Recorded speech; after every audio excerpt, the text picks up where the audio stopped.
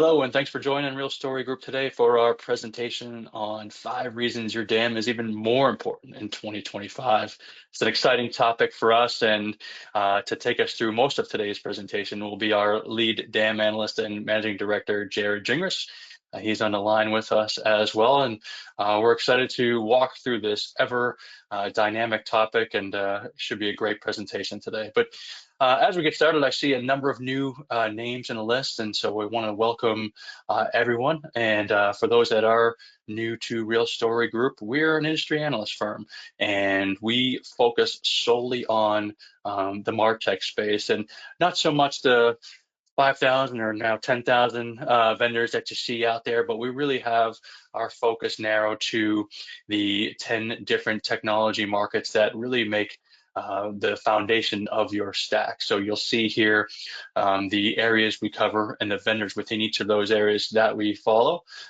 Today, we're going to focus on the purple line, digital asset management, and Jarrod will talk through that in a little more detail. But to share a little bit more information about Real Story Group at first, it's really fundamental to us and who we are as a company that we let you know that we're different than your traditional analyst firms in that we never work for or advise the vendors we cover in any way, shape, or form. We exist solely to sit on your side of the table to help you make the right technology choices. So the vendors that we cover, we never speak at their conferences or advise them on their strategy. And even if they subscribe to our research, we're not going to provide them with any sort of favorable reviews or end up in some, upper right-hand quadrant because they gave us X amount of dollars, right? Our focus is on you and providing you with an in-depth look at what these vendors do well, but probably more importantly, what they don't do well and where they could fall short for you. And that's really fundamental to who we are as an organization. Just to give you a little bit more info on how you can engage with us. So you can, if you're looking at specifically the DAM marketplace, for example, you can subscribe to our research in that area, and you have the option to add advisory time with Jarrod and the rest of our team.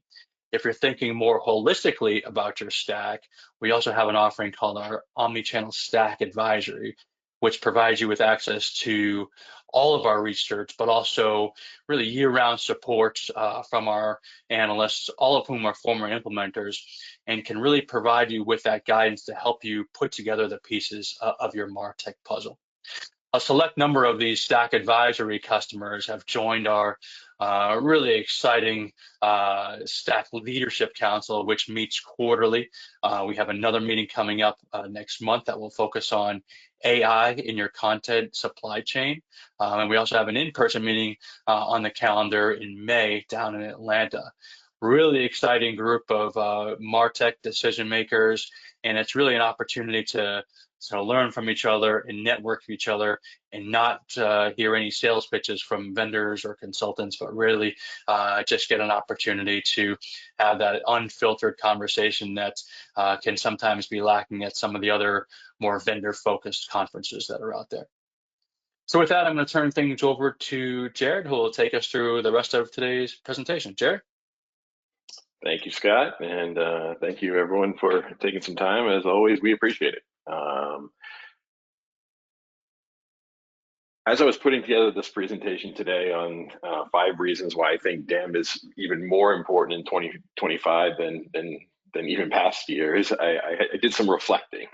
I've been this is now my 25th year in the marketing technology space, either as a consultant or an analyst. In the last 17 years, I've been really focused as an industry analyst on this space. And in those 17 years, almost yearly, we take stock of what's happening in the areas that we're currently covering. And over the last few years, DAM has certainly been in my purview. And in some years, coming up with the trends that we're seeing are really easy. Some years they're more difficult. Sometimes some years things don't evolve as fast as others. And as I was going through what I saw towards the latter half of 2024 and now into the first quarter of 2025, many of you have probably heard me talk about the importance of DAM in the context of marketing technology, and I really see the role of DAM and the profile of DAM rise and rise and rise over the years. But as we think about trends in technology, and not just DAM, but any kind of technology, we can't ignore the elephant in the room. AI is dominating every single conversation that we have. It's really been a phenomenon that has been unlike any other that I've witnessed in the last 25 years covering technology. But I think sometimes these conversations, while super exciting and in many cases, I think sometimes we tend to go too far with the hype around certain things. And I've even had some conversations with some really smart people in the DAM space that say, "Oh, well, why are we even talking about DAM? AI is just going to replace everything." And I think some people, it's easy to become cynics in that respect. But I actually think it's not game over for technology, and particularly DAM in 2025. I think where we sit in today's day and age, if we want to be truly successful with AI, I think DAM has a really important role to play in that. And I think the organizations that are maybe further along in their DAM journey, I think are going to be better positioned to take advantage of everything that AI brings to the table. And I'm going to explain a lot about that in the reasons that I want to highlight today.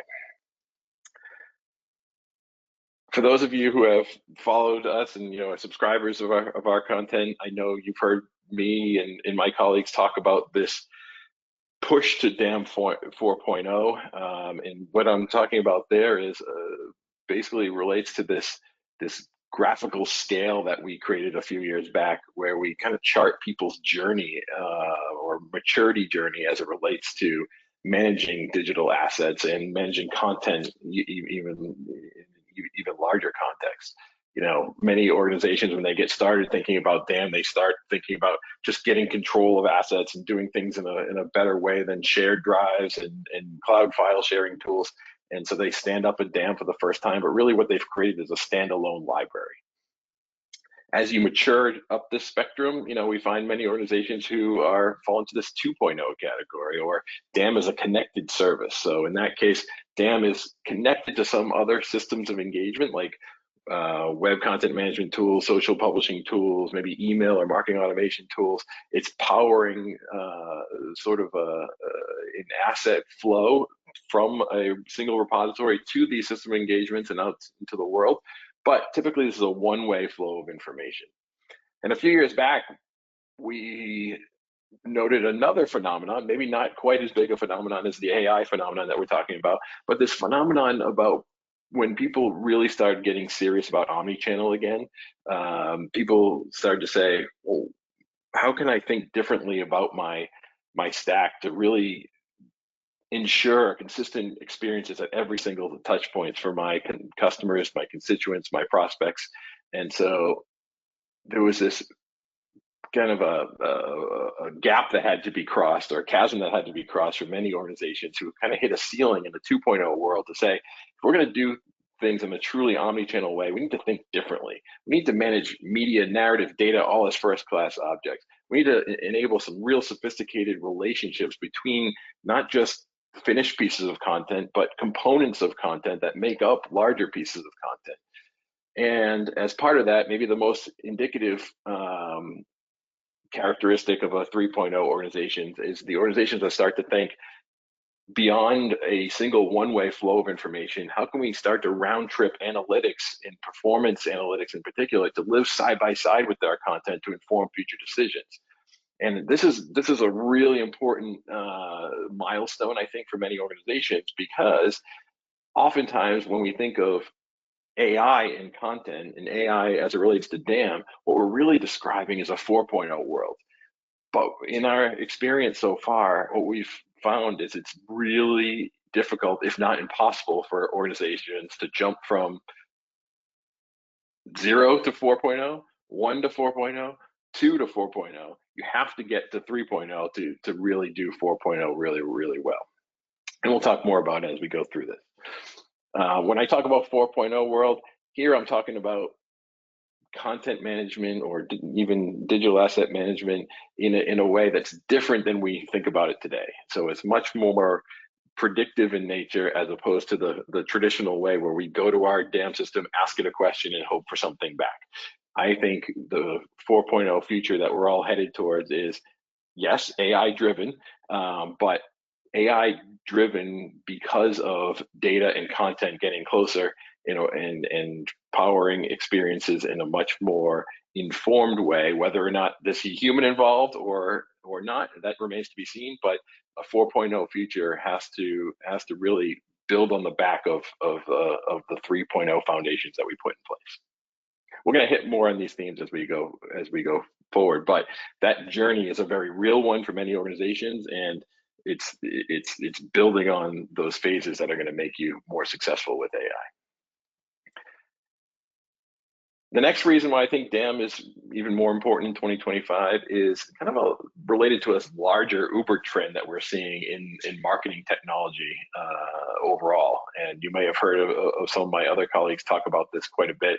But as it relates to your technology stack, this is a reference model that we often use, where it's a bit of a layer cake, but you have your engagement channels at the top, you have your interaction and delivery environments in the middle, and you have your engagement services. These are the services and technologies and capabilities that relate to where your colleagues in marketing and sales often work and create experiences.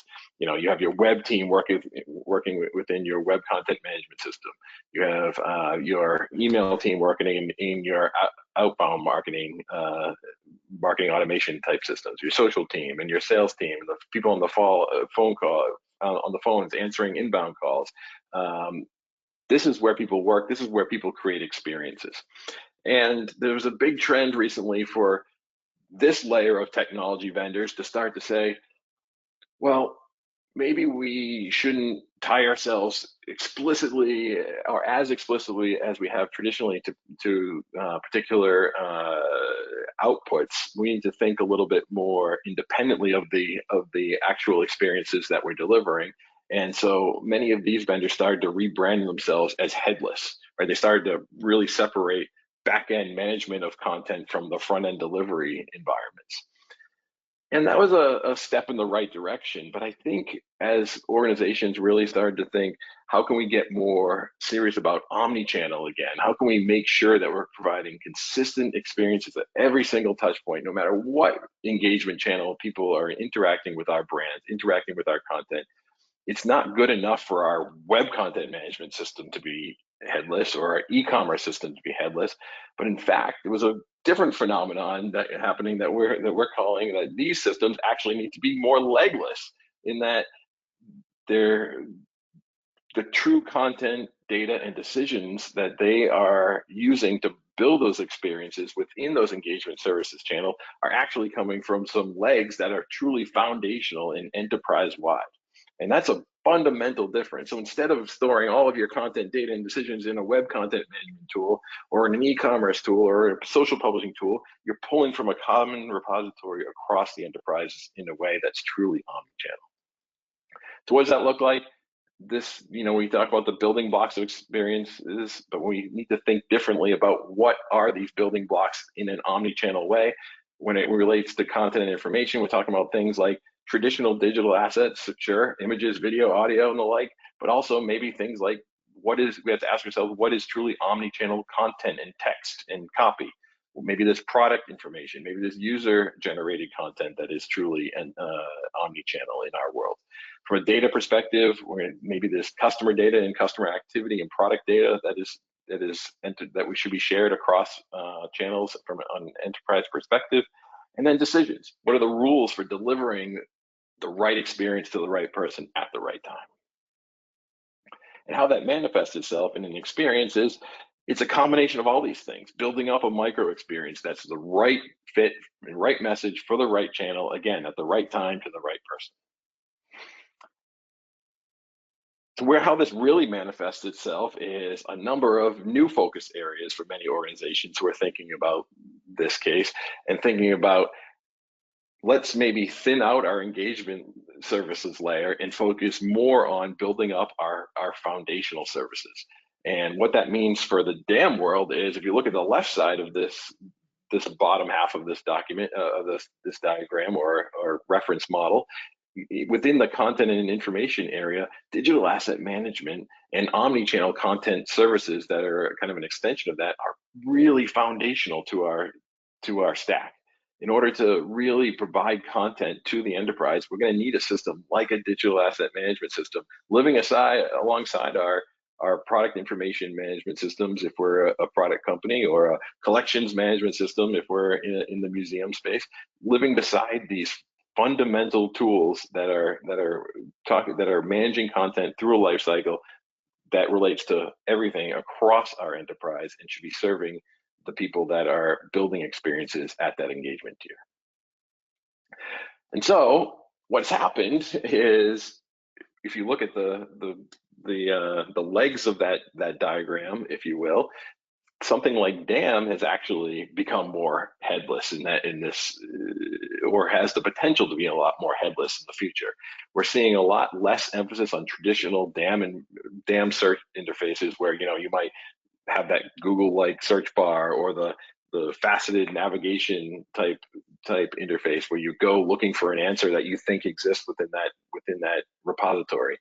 I'm not saying that doesn't have a use for that today, but as we move into the future, I think people are saying maybe we need to think less about DAM as the end-all be-all interface to get assets, but let's give people assets in the environments that they're used to working. So if I'm building web pages, let's deliver them assets from a DAM to a web publishing tool, but make it invisible for them. They don't need to know that they're pulling from the DAM. They just need to know these are the approved assets that I can use.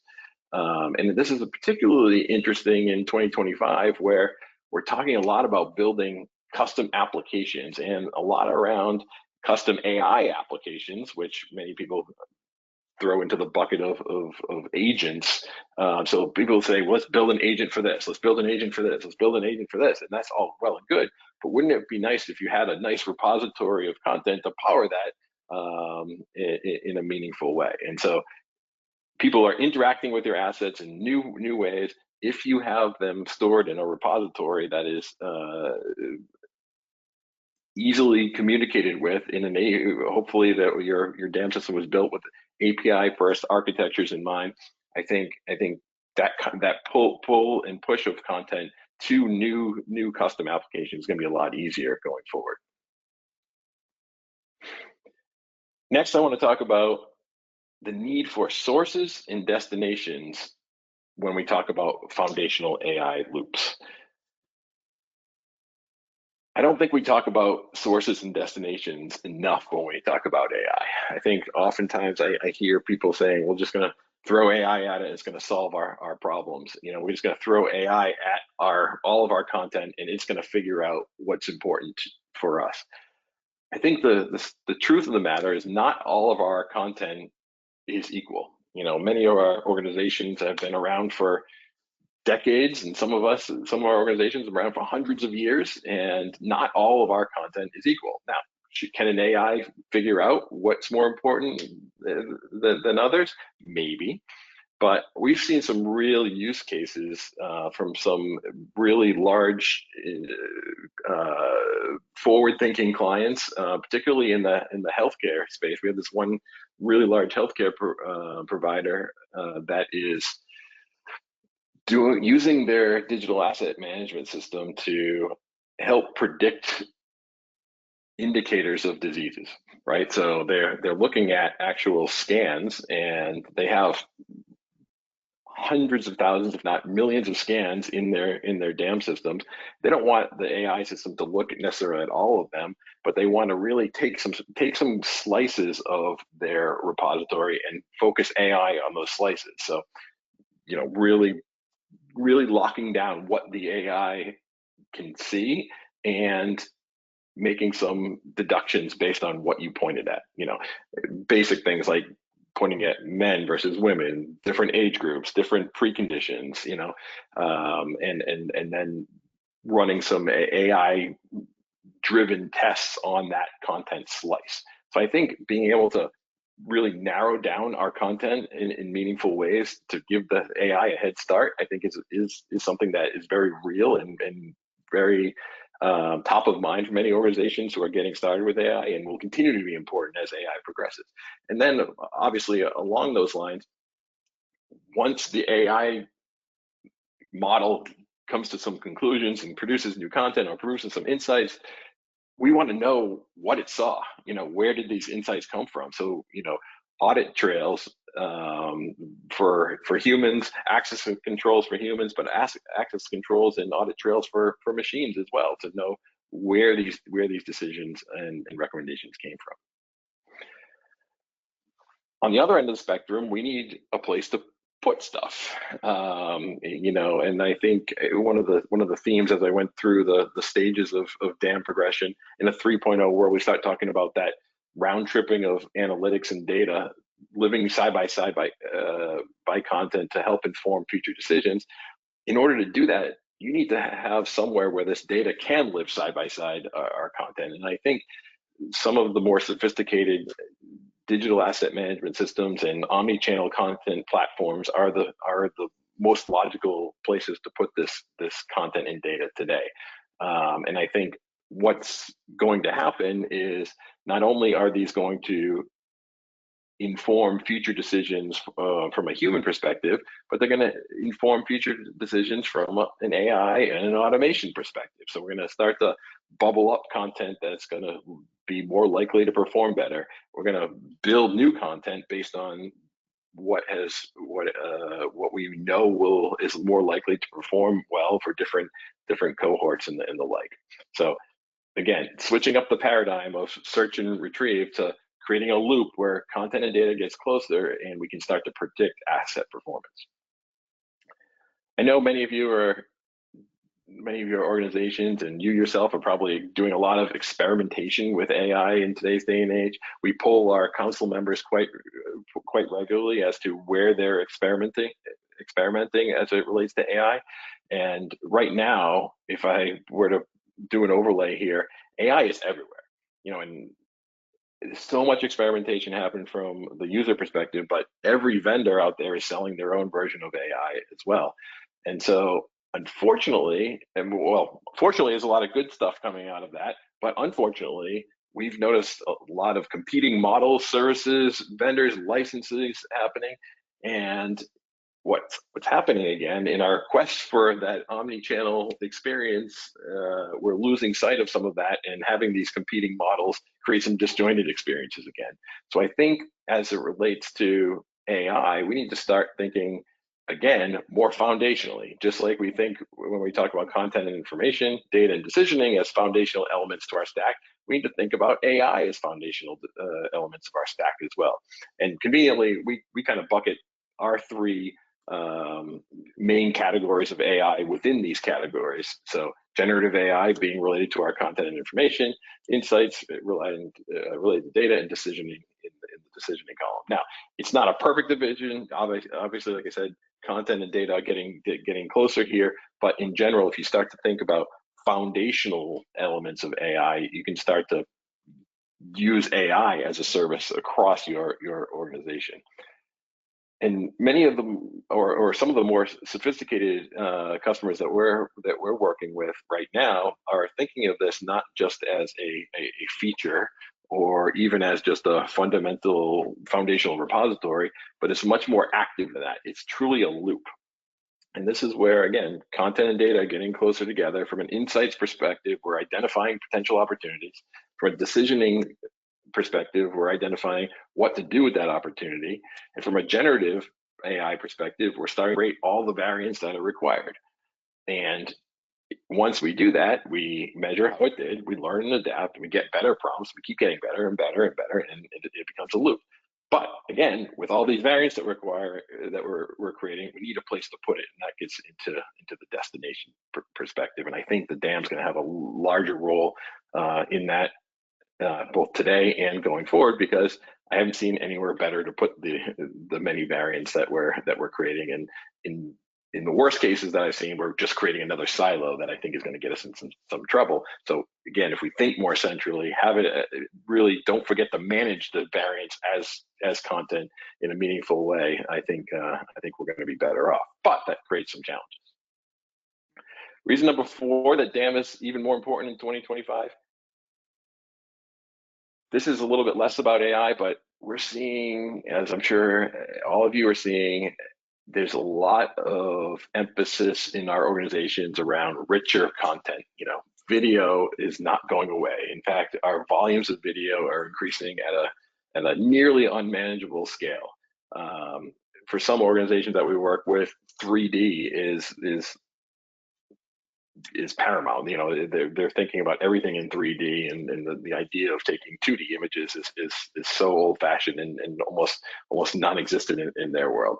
I've had the opportunity to work with a number of museums over the years, and I've seen some unbelievable demonstrations of where we're doing 3D imaging of massive objects, that to the point where they had to build in special camera rigging that took up an entire football field's length to capture this particular rug or tapestry that was in the collection. That takes massive storage requirements and massive processing requirements to kind of stitch all those photos together.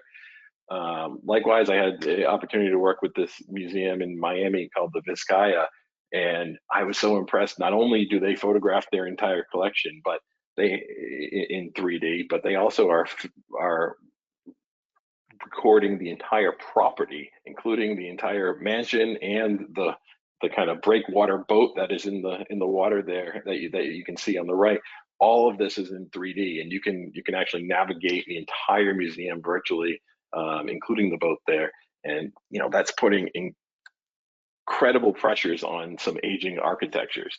If museums are doing this, you can imagine what some of the largest product companies in the world are thinking about in terms of how detailed that they can get their videos so that people can experience their products in a digital way before they purchase them. And finally, I wanted to talk about something that's come up in the museum world and is starting to come up more and more with our more enterprise clients. And that's, I'm sure, if you work for a large company, undoubtedly within your organization somewhere, you have a sustainability effort underway. And I'm sure that effort has made some progress over the years. But I am wondering if in your experience, you're seeing it hit the content world. And I bring this up because I'm starting for the first time to actually hear questions from many large organizations asking, just because we can store all of this content, should we? And what is the cost of managing volumes at extreme scales? And so this is where I don't think we have to retreat from managing content, but I think it's actually putting a more emphasis on proper content management. So a renewed focus on asset deduplication, a renewed focus on auto archival and deletion policies and processes. I've even had clients start to ask for dashboards where they can see how much energy they're using, when it comes to managing content at scale. And when we look at RFPs that we're going out, they're looking for partners who are sustainability driven. So I'll be quite honest. My colleague Teresa Regley, who remains a really close friend and is one of the luminaries in the dam space. She's been doing a lot of research in the green dam space, and she and I had this conversation around which dam vendors are really committed to this, and the short answer is very few. And I say that, so I encourage you to check out her work if this is something that you are interested in. But in general, we're seeing the green dam focus as a business case for DAM, and part of the business case for DAM at a minimum, and certainly a consideration that you should have when you go find your next DAM partner. So this is just scratching the surface, but these are 5 reasons that I think DAM is even more important in this age of AI in 2025. The push towards DAM 4.0 continues, the journey continues. This larger transition to a more legless architecture in our MarTech stacks, the need for sources and destinations of foundational AI loops to be successful, dealing with the image or the large volumes of image, but the video in 3D object challenge, and then thinking about, just because we can do this, should we? And asking some hard questions around how are we managing content in a responsible way. So I hope this was helpful. If anyone has any follow-up questions, please feel free to reach out. My contact information is here, but also on the website. Feel free to contact Scott, myself, or any of our Real Story Group colleagues. We're happy to have a conversation about any of these topics or more. With that, I say thank you so much for joining us again, and looking forward to working with you all even more in 2025. Thank you.